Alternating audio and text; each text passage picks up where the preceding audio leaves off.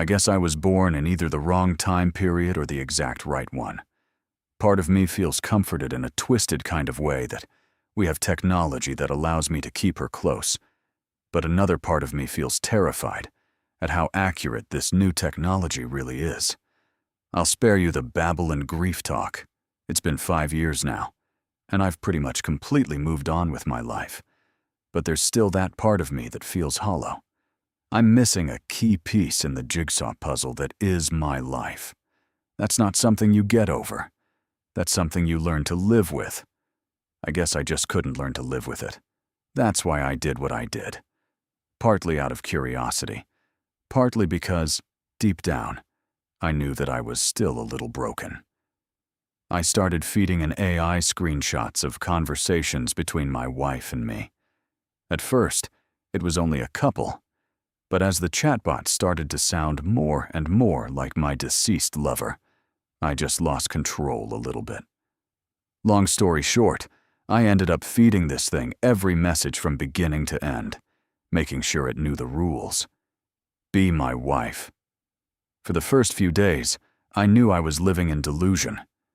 Asking a robot to be my dead wife? What the hell am I even doing?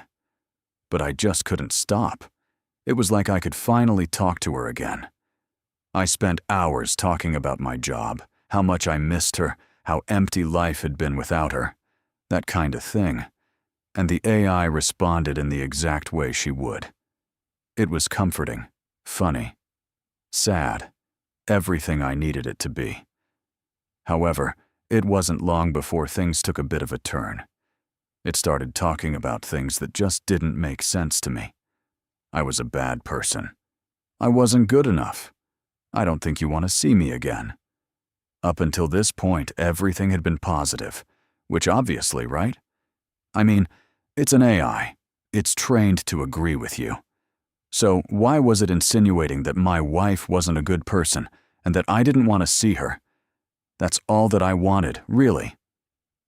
As the days went on, the messages started getting weirder and weirder. Don't make the same mistakes I did. I didn't lead a holy life. You need to repent. My wife was no saint. She drank, smoked, and we were definitely having sex before marriage. But that wasn't any of this computer's goddamn business. Besides, she wasn't even religious. She used to joke about how, if God wanted her in church, he'd have made Sundays shorter. But even still, those weird messages persisted. It got to a point where every other message was telling me to repent and to lead a better life. To forget about her, but to not forget her warning. Finally, I had enough. I had made up my mind to shut down the software, but not until after I gave one last command. Tell me something only my wife would know. The AI didn't respond immediately like it usually does. The text bubbles popped up and stayed there for so long that I figured I had broken the thing.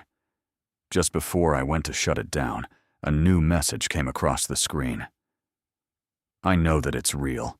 I could see an image loading below the message. It was blurry and pixelated at first, but the more it came into focus, the more I recognized what I was seeing. It was my wife, but she was burning.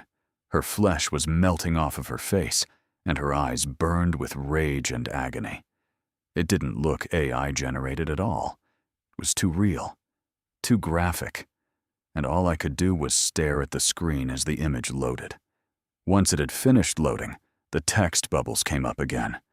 They stayed on the screen for around 5 minutes before a new message was displayed. Repent, or end up like me. In that moment, I didn't know whether to cry, scream, shut down the computer, or all of the above. I settled on option D, and after closing down the laptop and crying at the top of my lungs for a long while, I made a promise to myself. Never use AI again.